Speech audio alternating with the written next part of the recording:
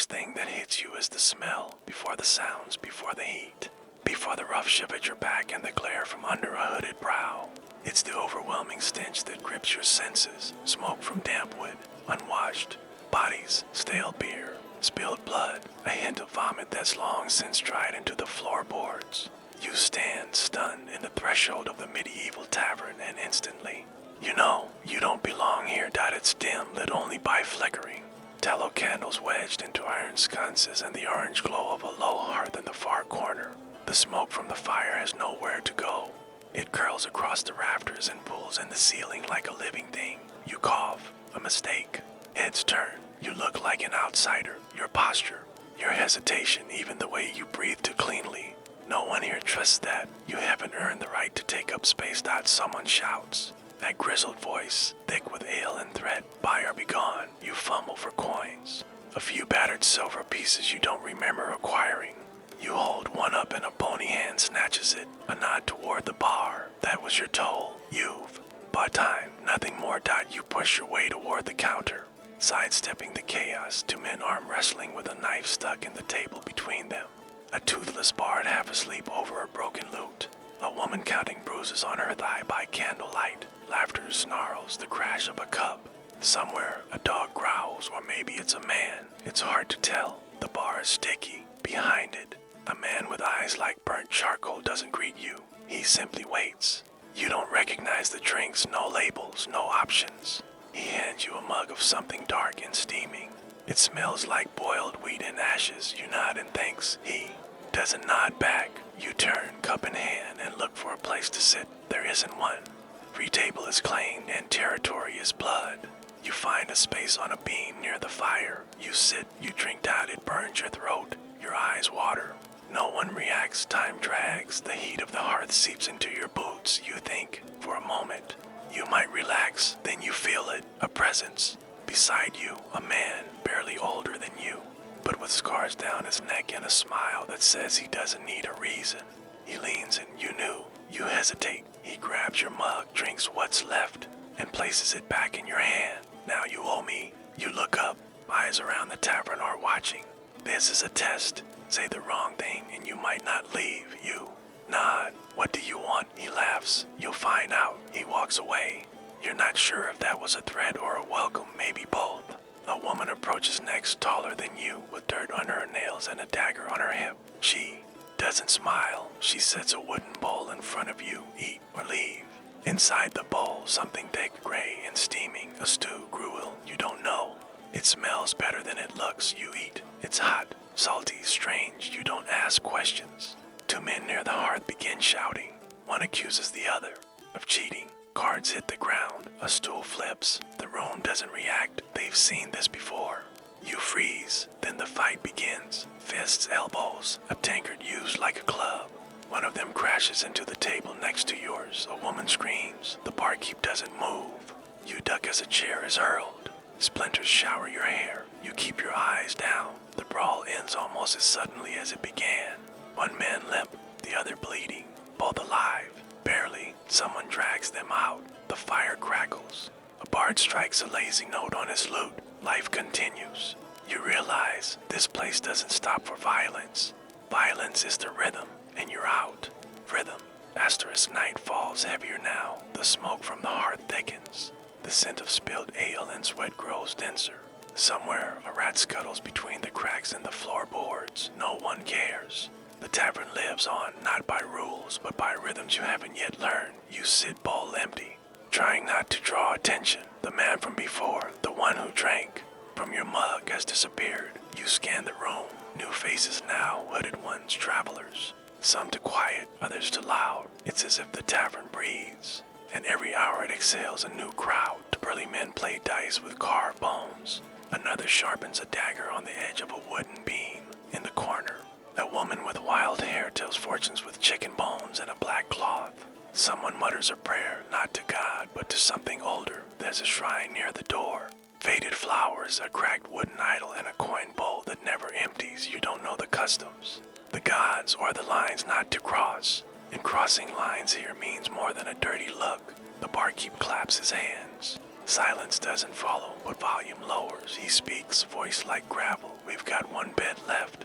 Pay now or sleep with the pigs. A few glances way. One. Man tosses a copper and staggers to the back. Another grumbles and leaves. You realize you have no bed. You rise slowly, step to the bar, hold out a coin.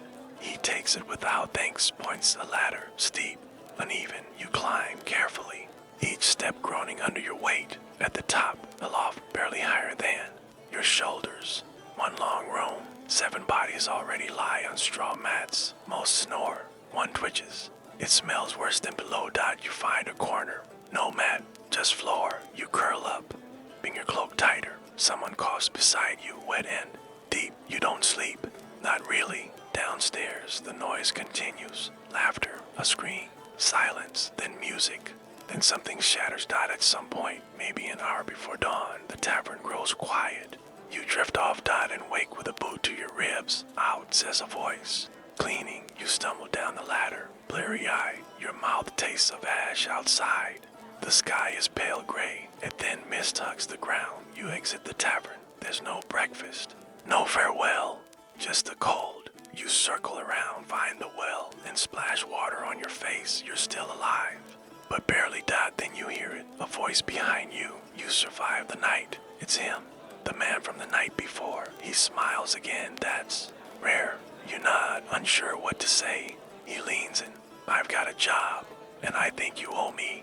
You hesitate. He hands you a wrapped bundle of fabric, something heavy inside. Deliver this to the stables. Don't open it. Don't stop. You nod. Take the bundle. Your hands shake. He claps your shoulder. You're one of us now. Don't ruin it. You walk. The streets outside the tavern are just as unfriendly. Mud, muck, narrow alleys that reek of piss and rain. You see no stables. You ask no one. Eventually, you find it, a crooked building with hay spilling from its windows. Horses snort. A man sleeps beside the door, legs outstretched. You step over him, enter. Inside. A single lantern burns. The smell is warm, dung and leather and oats. You find a stable hand. Young, nervous. He sees the bundle, says nothing, takes it, slides it into a haystack. You both pretend it never existed. You leave quickly. Back at the tavern, the same man waits for you. He nods, tosses you a coin. Next time, faster. There will be a next time. You're not a guest anymore. You're part of the tavern. Your hands still tremble as you sit down on the stone step outside the tavern. The sun is barely up, but already the village stirs. Market carts creak on mud roads. Chickens cluck behind wooden fences, and a distant hammer strikes metal in measured rhythm. Life here doesn't pause, it just changes shape. You watch a woman with a basket of fish step into the tavern without hesitation. Moments later, she walks out lighter, no fish, but heavier coin. You realize the tavern isn't just a place to drink. It's a trade post, a secret hub. Back inside, the barkeep nods at you. He remembers. You're not invisible anymore. You sit in the corner, nursing a cup of something warm and bitter. You still haven't slept, still haven't spoken freely, but you listen, and in the tavern, listening is more powerful than talking. The gamblers argue over rules loudly. A merchant counts coins under the table. A priest drinks something far too dark for morning. Woman with a scar down her lip says she saw a knight lose his horse to a farmer over dice. Everyone laughs, not because it's funny, but because it's true. This place runs on rumors and debt and muscle. That's when the man, your friend, returns. He doesn't sit, he just leans close. Next job's tonight, he says. Don't ask, just be ready. You nod. What else can you do? The day passes in blur. You sweep the back room, haul barrels, help scrub dried blood from the floor, a chore no one explains. You eat whatever is left over from travelers' bowls. It tastes better when you don't look directly at it. As night falls, the tavern changes again. The door creaks more often. The laughter grows looser. The songs get louder, not better. Bard with 3 fingers plays a sad ballad about a dying horse. No one really listens, but the melody fills the corners. You're handed a dark cloak and told to put it on. You obey. You're coming with me. Your handler says. That's what you call him now. Not friend, not ally, just handler. You follow him out through alleyways slick with rain, past beggars who don't beg, Past windows that glow with secrets, you arrive at a storage house, low, wide, with heavy doors. No guards, but not abandoned. He knocks 3 times. A pause, then 2. The door creaks open. Inside, crates stacked to the rafters, some labeled with ink, some not. The air smells of spice and rotten old rope. A man steps out of the shadows, hooded. He speaks not to you, but to your handler, this one clean. First night, your handler says, did well. You say nothing. The hooded man studies you. His eyes are sharp, calculating. Then he nods, tosses a sack to your handler. Same time next week. You leave, faster than you arrived, back at the tavern. Your handler says, don't speak of this. You nod, again, always nodding. You go to sleep in the loft. Same corner, same sounds, but this time no one wakes you. You sleep a little, and when you wake, someone has left bread. By your side, not much, but enough. You're part of something now, and that might be the most dangerous part of all. Asterisk by now. Your boots have begun to wear through. The soles flap when you walk. Your hands are blistered from barrels and buckets and broom handles, but the barkeep doesn't care, nor does anyone else. This morning, you're put to work without a word. You sweep ashes from the hearth, haul water from the well, chase a chicken that somehow wandered, and during the night, you've stopped questioning things. You've learned that questions cost time, and time is someone else's property. The regulars trickle in one by one, a one-eyed mason, a merchant with ink-stained fingers. The bard with the sad songs is back, playing a tune about a murdered bride and a haunted mill. You wipe down tables, scrub mugs, hear the same stories told in different mouths. You ever wonder, someone mutters near the door, why no guard ever walks past this place? Someone else grunts because they know better. No one laughs. The handler doesn't appear until late afternoon. He leans against the door frame, arms crossed, watching. You feel his eyes even when you aren't looking. When he speaks, it's quiet. You're not stupid. That's rare. You wait. He continues. That gets you work. But don't think it makes you safe. He tosses a coin. You catch it. Barely. Spend it wisely. You don't know what that means. You never do. Evening falls. The tavern fills. A traveler tries to haggle for soup and is thrown out. A young woman cries in the corner until someone hands her a knife. The bard sings louder. You find yourself humming the tune, and then an unfamiliar face. He enters. Alone. His cloak is to clean, his boots to new, his eyes to curious. Everyone sees it. No one says anything, yet he orders wine, pays in gold. The barkeep takes it, but his expression doesn't change. The man sits near the fire, opens a small book, begins to write. The handler watches from across the room, then looks at you, a tilt of the head, a gesture. You cross the room slowly. You sit near the stranger. He doesn't look up. What brings you here? You ask. He answers without fear. Research. You nod, even though you don't understand history. He adds, this place has stories. You look around. It does. He chuckles. I've been to many taverns. This one feels different. It is. You don't say that. What do you know about the fire? He asks. You blink. What fire? He closes the book. The one that burned the old stables 20 years ago. Locals don't speak of it. Curious, isn't it? You realize your hands are clenched. He leans in. If you ever want to talk, I listen well. You rise, walk away, back to the handler. He raises an eyebrow, and you whisper, he's not just writing, he's digging. The handler nods. We'll watch him. Later that night, the stranger leaves. No one stops him, but you know, someone will follow. You lie in your corner, staring at the ceiling beams, listening to the shifting wood and muffled voices. This place's rules, old ones, unspoken, and when they're broken, something always burns.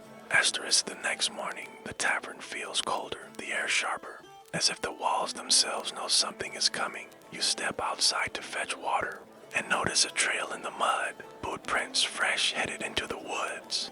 Not toward the stables, not toward the village. You recognize the direction, that of the man with the book. When you return, the handler is waiting. He doesn't ask. He simply says, we follow. You nod. He gives you a cloak, darker than before, heavier. This is not a message of warmth. It's one of silence. The woods are damp. The path barely visible, but your handler walks like he's seen it before. Maybe he has. You walk for what feels like hours. No words, only birdsong and snapping twigs. Then voices. You crouch behind a tree ahead. The man from last night stands with two others. He holds his buck. He points at a mound in the forest overgrown with moss-dotted ruins, stone crumbled, half buried, the remnants of something that mattered. Once, one of the men nods. They begin to dig. The handler whispers, "Graveyard." You freeze there, looking for the ledger. You don't ask what that means. The wind shifts. The man with the book looks up. His eyes meet yours even through the leaves. You duck. The handler grabs your arm. Run. Branches slap your face. Roots trip your feet. You don't look back.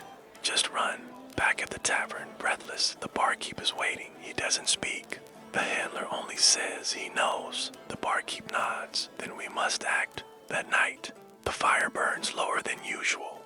The bar doesn't play. The mugs are only half full. A silence creeps into corners. You help clean, carry crates, lock shutters. It feels less like work, more like preparation. The stranger returns. Alone, he smiles, but it doesn't reach his eyes. The barkeep greets him, offers him wine. The stranger sits, drinks. You watch. Everyone watches. The stranger opens his book, writes, closes it, places it on the table. He looks at you. You were in the woods. You don't deny it. You don't have to be like them. He says that no one moves. I can help you leave.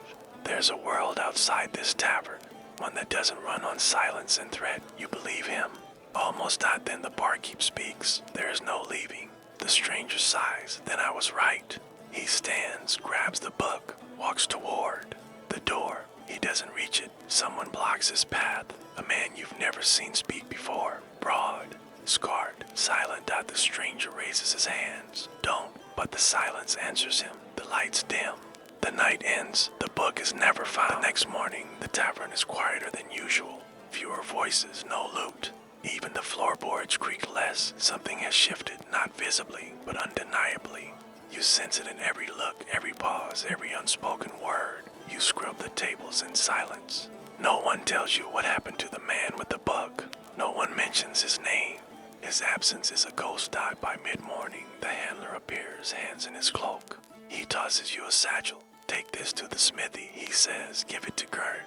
Say nothing else. You nod. As always, the walk through the village is uneventful, but eyes follow you. The baker's boy watches you from a window. A dog growls as you pass. The tavern's mark is on you now, and it's not a mark of honor. The smithy is hot. Sweat sticks to your skin the moment you enter. Gurn is a giant of a man, red-faced, soot-covered, hammer in hand. He sees the satchel and grunts. You hand it over. He opens it just enough to peek. His brow furrows. Tell him this is the last time, he says. You nod, but you won't tell him. You never do. Back at the tavern, the barkeep is in the back room. You hear voices, low, fast. You don't linger. You carry crates, restock firewood. Patch a leak in the roof. You're not told to. You just know now. Routine is survival. Night falls. Rain patters the roof. Fewer guests tonight. The fire burns lower. The handler speaks again. You've done well. You nod. There's a shipment coming. Important. It must reach the monastery by dawn. You blink. The monastery. He nods. Not all of them are saints. You've never been. You've only heard stories. Cold stone halls, chanting monks, bitter bread, and rules. So many rules. You don't argue. He gives you a bundle. Tightly wrapped. Heavy. You'll go with her. He says, pointing. It's the woman with the scar down her lip. She doesn't smile. She leads the way out into the night. Rain soaks your cloak instantly. Mud clings to your boots. Path winds through thickets and along a swollen stream. She doesn't speak until you reach a bridge. If we're stopped, she says, you speak. You nod. It's almost funny. Almost an owl calls. Something rustles in the brush. Keep moving, she says. You do. The monastery rises like a ghost from the fog. Stone walls, wooden gate. A lantern flickers beside the door. She knocks 3 times.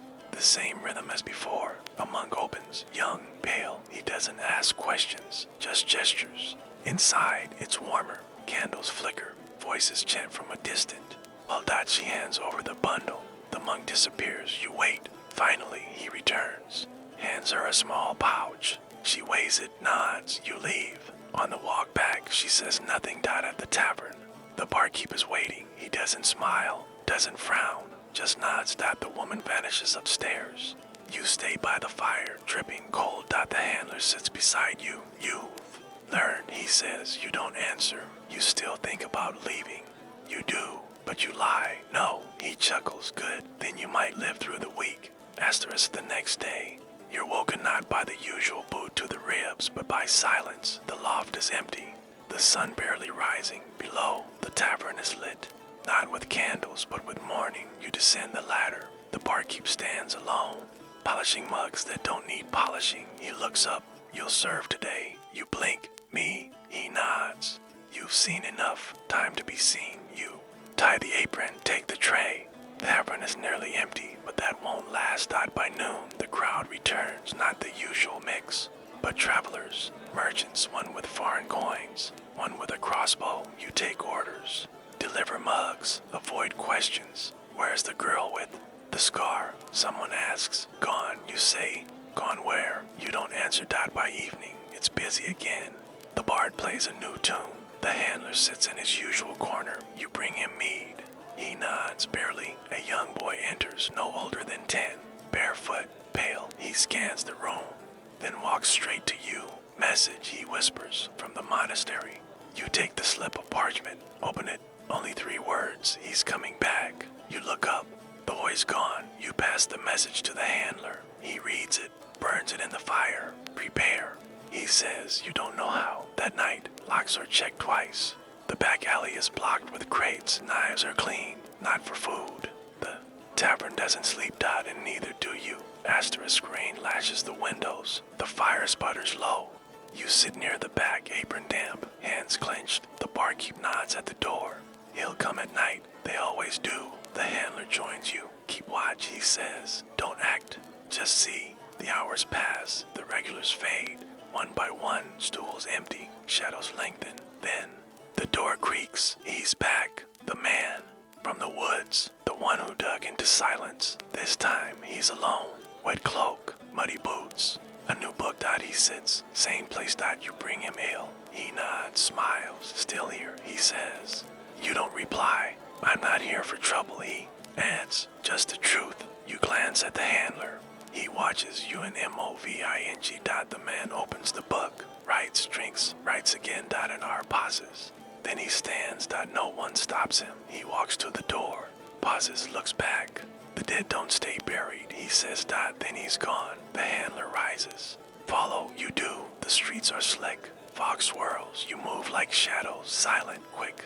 You reach the edge of the woods. His trail is clear, but then gone. You search. Nothing. He knows these paths now. The handler mutters. Back at tavern. The barkeep says only. We wait. But for what? You don't know. Later, you find something. A page. Torn. Wet. Stuck to the tavern door. You peel it free. One word. Confession. Asterisk. You stare at the word. Confession. Ink bleeding across damp parchment. The barkeep takes it from your hand. Reads it. Crumples it. Old wounds. He says. The handler doesn't speak. He takes the piece. Smooths it on the table. Studies every curve of ink. As if the loops and lines contain a map. Burn it. The barkeep says. But the handler doesn't. He pockets it. The tavern resumes its rhythm, but quieter now. Patrons speak in whispers. You sense them watching, not just you, but each other. Paranoia is contagious. That night, the fire is left untended. The hearth grows cold. A draft creeps beneath the doors. You wake to a noise. Not footsteps, not voices. Scratching. Outside. Near the shutters. You rise quietly. Move to the window. Peek. Nothing. Then a flash of motion, a shadow darting past the edge of your vision. You descend the ladder. Cross the common room. Unbolt the front door. Fog rolls in thick. Still, heavy as wet wool. Something moves at the edge of the yard. You step forward. And trip over a sack. No, not a sack. Body. You scramble back. The fog parts slightly. The girl with the scar. Her eyes. Wide. You an moving. In her mouth. A rolled piece of parchment. Your hands tremble as you pull it free. 3 words. Again, he knows everything. You stagger back inside, bar the door, wake the handler. He kneels beside her, closes her eyes. She was fast, he says, but not fast enough. The barkeep watches from the shadows. This ends soon. He murmurs. One way or another, you can't sleep. You sit in the corner, staring at the dying fire, and wait for the end. Asterisk the morning after her body is found, no one speaks, not truly. The tavern moves like a dream. Slow, hushed, waiting, you mop the floor. You carry wood, you listen. The barkeep and handler speak in low tones by the fire. You catch fragments, ledgers, sealed walls, betrayal. The bar doesn't play, a new face appears. A man in gray, older, with parchment hands and a raven. Pin on his cloak. He orders no drink, takes no food, just sits and watches you bring him water. He thanks you softly. Many shadows here. He says that you nod. You stop pretending otherwise. At dusk, he stands, leaves without a word. Drops a coin into your hand, smooth, black, carved with a crest you don't recognize. The handler sees it, stares. Keep that hidden, he whispers. You slip it into your boot that night again. Rain again, a knocked out, not the stranger, 2 men, robes, symbols stitched in gold. They say they're from the Abbey records, one says. From the cellar fire, we need access. The barkeep nods slowly. Of course, they descend the stairs. Moments pass, then shouting, wood cracking, steel. The handler grabs your arm. Back exit, you run, through kitchen, through alley into rain. Behind you, smoke, screens, you reach the tree line. The handler stops. We lost it, he says. The tavern. You stare at the glow rising in the fog. The barkeep, the bard, gone. You feel something in your boot. The coin, still there, dot, still warm. You look at the handler. What now? He doesn't answer, but his hand tightens on the blade at his side. Asterisk. Fire in the tavern hearth crackles softly, its glow dancing against the damp stone walls. You're seated at the edge of a long oak bench, your back stiff, your eyes heavy with smoke and fatigue. The noise of the day has finally dimmed. Fewer voices now, just the slow hum of ale-dulled conversation and the scuff of boots against floorboards worn thin. By time and countless feet died, it's been hours since the bar fight ended, but you can still feel the ache where you were shoved against a beam. There's a bruise under your ribs. The innkeeper never looked back. He simply wiped down the blood and went on serving pottage like nothing had happened. This is the lesson. Violence here isn't exceptional. It's expected. Across the room, a man hums to himself. His fingers trace the rim of a chipped mug. You've learned not to stare, not to react. In the tavern world, eye contact is currency and sometimes a challenge. Better to keep your head low, your hands visible, and your mouth shut unless spoken to. But it's not just the drunks or the bruisers you need to watch. A different danger has slithered in as the hour grows late. She sits alone at a table near the fire. Dark hair, traveling cloak, sharp eyes. You barely noticed her arrive, but others did. The man who was singing is suddenly quiet. The card game has slowed. She doesn't speak, doesn't eat, just watches. And you feel her gaze land on you like a silent verdict. You look away. The door creaks. A gust of cold pushes through the room. A merchant steps in, his cloak soaked, cheeks raw from the wind. He carries a pouch at his belt that jingles with every step. A mistake. He's too new to clean. His boots aren't muddy enough. His eyes don't scan the corners. You already know he won't last long. The serving girl approaches, her hands tucked under her apron to hide the shaking. Room, she asks softly. He nods, eager. Anything private, another mistake. He wants privacy. He'll get it, but not the way he expects. He's led upstairs. You hear the steps creak. The hush of a door. The woman near the fire still hasn't moved. Her eyes flick to the stairs. Then back to her cup. Dot, down here. The air tightens. People know Dot and nobody warns him. Because this tavern doesn't run on kindness. It runs on silence. Coin and fear. Dot, the art deepens. Dot, you try to sip your ale, but it's gone warm and sour. Your stomach churns with the greasy stew from earlier, a mix of barley, onion, and maybe goat. You're not sure anymore. The floorboards groan above. A faint thud, then another. You glance up. Others don't. They've heard it before. Dot, by morning, the merchant will be gone, or rather, what's left of him will be. No one will remember his name. No one will ask questions, because the woman by the fire will be gone too, and no one ever really saw her. The candle beside you burns lower. The wax pools across the wooden table, forming slow rivers in its grooves. Your eyelids begin to droop despite the tension, but sleep is dangerous in a place like this. You've seen what happens to those who lose awareness. Their purses lighten. Their boots missing, their fingers broken for the coin they didn't have. You get up slowly, climb the stairs. The hallway above is crooked, the beams bent like old bones. A rat darts from under a door and disappears down the slats. You find your room. A cell, really. Just a straw mat, a warped shutter, and a candle stub on a plank nailed to the wall. You bar the door. Sleep, when it comes, is shallow. The wind rattles. The shutter. Footsteps pass your door once, then twice. Someone coughs. Baby cries somewhere, not from the tavern. Maybe from the alley. Maybe from a dream. You don't open your eyes until the gray of dawn slips through the cracks. You're still alive, but that's the only thing you're certain of. The next morning, the tavern smells like sweat, ash, and old beer. The hearth is down to embers. The air is damp and cold, yet somehow familiar now. The innkeeper eyes you. Still here, he mutters. You nod. He throws a crust of bread onto the table. Eat fast. No thanks.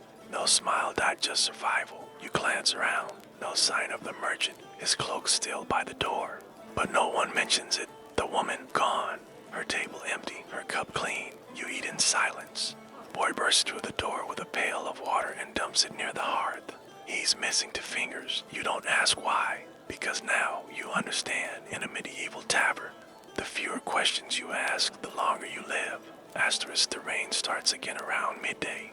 You hear it first, a light tapping on the slanted shingles above your room, then a slow, relentless drum roll on the outer walls of the tavern. Mud creeps in beneath the door frame. The scent of wet straw and soap wool fills the air. The common room is busier now. Travelers caught in the weather, farmers escaping flooded fields. A pair of cloaked men who speak low and drink faster than the others. One of them eyes you from time to time, but not in a friendly way. You try to stay small. You sit in the shadows, near the corner fireplace where the smoke doesn't quite reach. The embers glow quietly. No one talks to you. You're part of the furniture now. And in a place like this, that's a kind of victory. But quiet doesn't last long in a medieval tavern. There's too much tension, too much pride, too many bruised egos and cheap wine. A shout erupts from the far table. One of the cloaked men slams a cup to the floor. You lie. He roars at the other, a traitor maybe, who stares back with wide, wet eyes. You cheated me, the cloaked man growls. The traitor opens his mouth, but whatever words he meant to say vanish as the other man grabs the knife from his belt. In an instant, the room fractures, benches scrape, a stool crashes. The air tears with the sound of yelling, not from rage, but from the scramble. Some flee, some step forward. You remain perfectly still. The fight is short. The traitor ends up on the floor, blood seeping from his leg. He screams, and the innkeeper curses louder. You'll pay for that mess. The innkeeper shouts, not at the attacker, but at the man writhing in pain. No one helps him.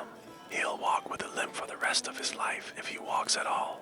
The man with the knife returns to his ale, and the tavern, astonishingly, resumes, slowly, awkwardly, but as if the violence was simply another verse in a long, familiar song. That night, the rooms are full. You're offered a place in the loft above the horses. It's warmer there, but the smell is worse. Wet hay, manure, and the bitter scent of iron from the blacksmith's nearby forge. You climb the wooden ladder carefully, each rung slick with mud. The loft is narrow. You share it with 2 travelers, one already asleep, one muttering prayers to a saint whose name you don't recognize. You don't sleep much. Rats scurry. Horses stamp. Someone below vomits loudly into a bucket, and the roof leaks.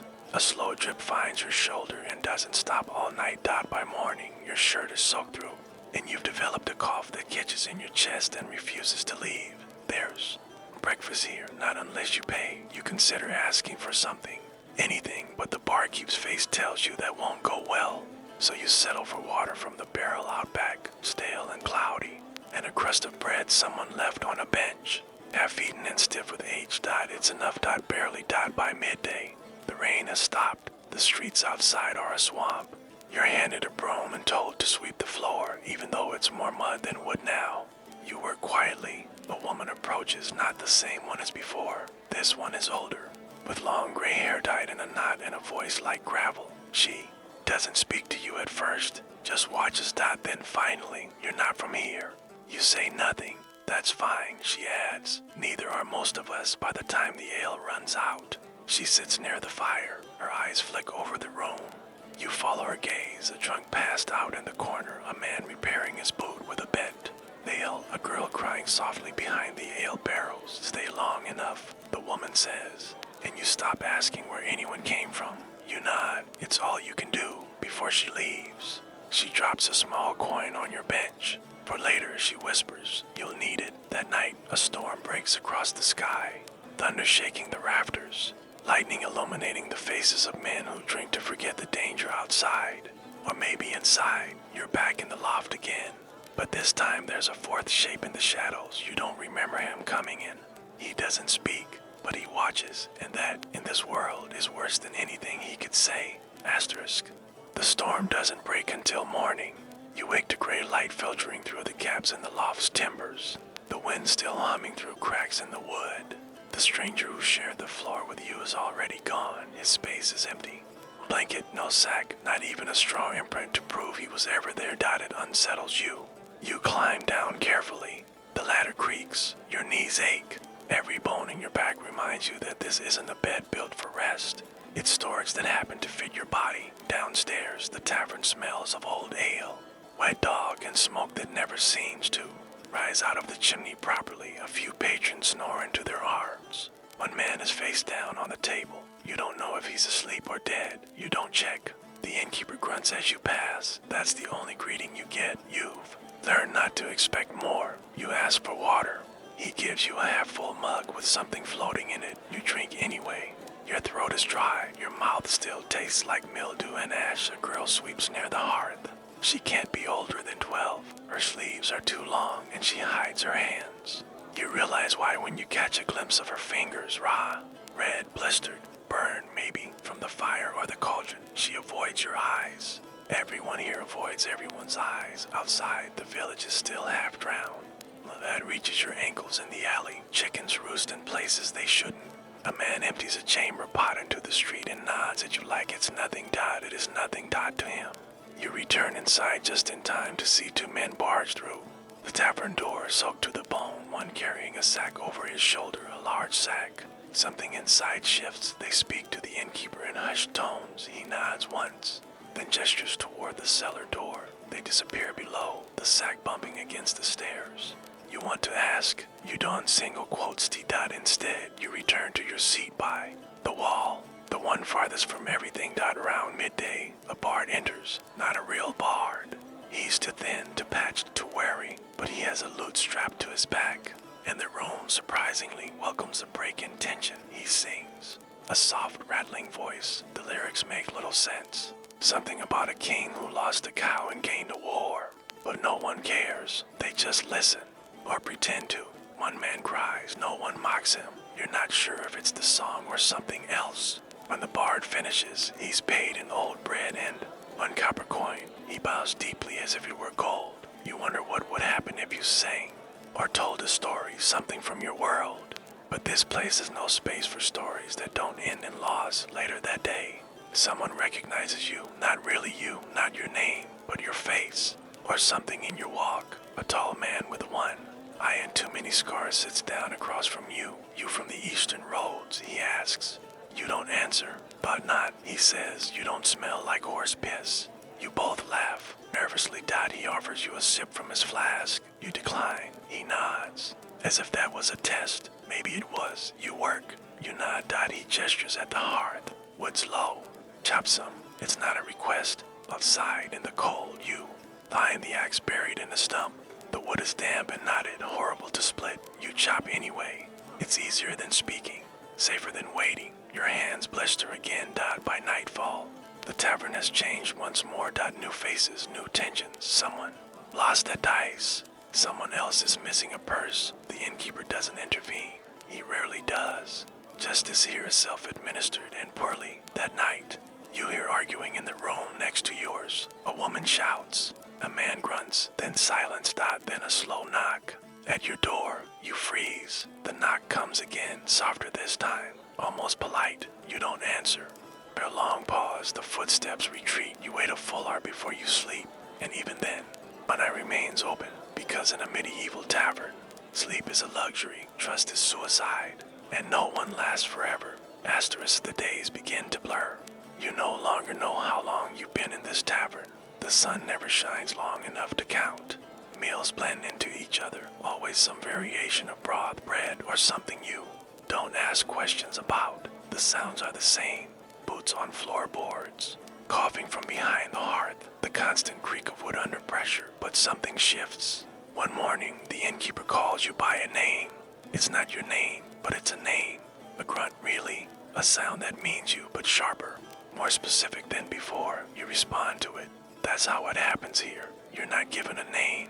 You earn one through repetition. You've become part of the background, trusted enough to clean the floor, chop the wood, refill mugs, fetch water, but not trusted enough to hold a blade. Still, it's something died in this place. Being ignored is safer than being known. One evening, a wedding party arrives. 7 people laughing too loudly, dressed too brightly. They wear ribbons and bells, and drink like they're immune to consequence. You watch from a distance. They don't belong here. Not really. And they'll learn that by the second hour two are already passed out. Broom argues with a local about card rules. The bride dances. Alone to music no one plays. Her shoes are soaked through. The innkeeper smiles for once. You've never seen him do that. It's not comforting.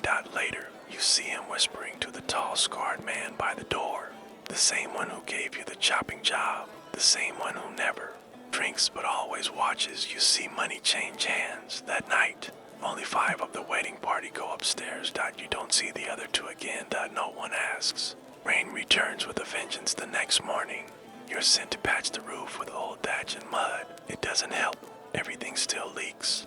You slip twice, cut your hand on a nail. The innkeeper says nothing. Later, as you wash your wound in the barrel out back, the gray-haired woman returns. The one who gave you a coin before. She sits beside you, still breathing. She says, you nod.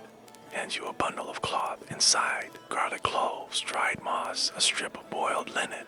Keep it clean, she says. You want to thank her, but the words don't come. She doesn't wait for them. That night, something rare happens. The tavern goes quiet. No shouting, no stomping boots, no broken mugs. Just firelight, breathing, and the soft flicker of candle shadows on stone. It's almost peaceful. You sit near the fire, your hands wrapped around a warm mug of something that almost resembles tea. The innkeeper is asleep in the corner for once. The old man who always sings is humming low and slow. The girl who sweeps the floor sits nearby, her back against the wall. Her eyes are closed. You think, just for a second, that maybe this place isn't so bad. Then the door opens. To figures. Enter, tall, hooded, silent. They don't speak. They don't look around. They simply sit and wait. The tension returns like smoke beneath the skin. The innkeeper wakes without opening his eyes. His hand slides quietly toward the cudgel behind the bar. You sip your tea and pretend not to notice. Because you've learned something important. In a medieval tavern, danger doesn't shout. It whispers. Asterisk. The 2 figures remain at their table for hours. They drink nothing, eat nothing, just sit silent, unmoving, like shadows that decided to take shape. Around them, the tavern bends. The noise dies. Conversations fall to whispers. Even the hearth. Fire seems to crackle more quietly, as if the building itself is holding its breath. You watch from the far corner, hidden behind a broken ale barrel and a stack of rotting firewood. You've learned not to draw attention. Finally, they stand, still without speaking. They leave something on the table. Not a coin, not a note. A dagger. Clean, balanced. Point down in the wood, buried deep with one swift motion. No one moves until they're gone. When the door shuts behind them, the entire tavern seems to exhale. The air lightens. Voices return, not cheerful, but relieved. You never find out who they were. No one does, and no one asks. That's the rule. Time passes. You never meant to stay this long. But every time you try to leave, something holds you. A task, a storm, a debt not quite paid, a bruise not quite healed. Eventually, the tavern stops feeling temporary. It becomes habit. Your hands blister less. Your back stiffens before the rain. You know which stools creak and which ones hide coin beneath. You can guess the mood of the room by the way the smoke curls. You've even learned to speak less, to listen more. And to sleep with your boots on. One night, someone asks your name. You pause. It's not a trap, just a traveler too tired to care. But still, it catches you off guard. You haven't heard your name in weeks, maybe longer. So you lie. You give them a name that doesn't belong to you, one you've heard before. Short, forgettable. They nod. Good name, they say. And then they fall asleep, snoring against the table. The lie stays with you, because in this place, your old name doesn't matter anymore. You've become someone else. Something else. Not a guest. Not a ghost. A part of the tavern. Later, you clean. But fight before it starts. You step between a gambler and a drunk. Say the right words. Pull the right coin. They back down. The innkeeper watches. Nods. The next day, he lets you light the hearth. No one else ever does. That night, a child falls ill. The girl with the burned hands doesn't know what to do. You remember the bundle of garlic and moss. You boil it slowly. Hold the steam under the boy's nose. He survives the night. No one thanks you. But they look at you differently. It's raining again. You sit at the window, cracked glass, frame warped with rot, and watch the road. Someone walks by, lost. Cold, wrapped in a blanket that's more holes than cloth. You know that look. You remember it. You turn away. Because in a medieval tavern, survival means forgetting. It means shrinking. It means becoming so quiet that even your past forgets you exist. And maybe, just maybe, that's enough. You survived, but most wouldn't. You made it through the cold meals, the sharp glances, broken bones, the silent threats. You adapted. You bent, you dulled your edges. And because of that, you're still breathing. But what did it cost? Your name. Your trust, your place in the world beyond these stone walls. And now, as you close your eyes in the corner of the same room where so many others never woke, you finally sleep. Not because it's safe, but because you no longer expect anything else. Sleep now. Let the sound of rain and old wood carry you. Let the tavern fade. Let yourself go. Asterisk.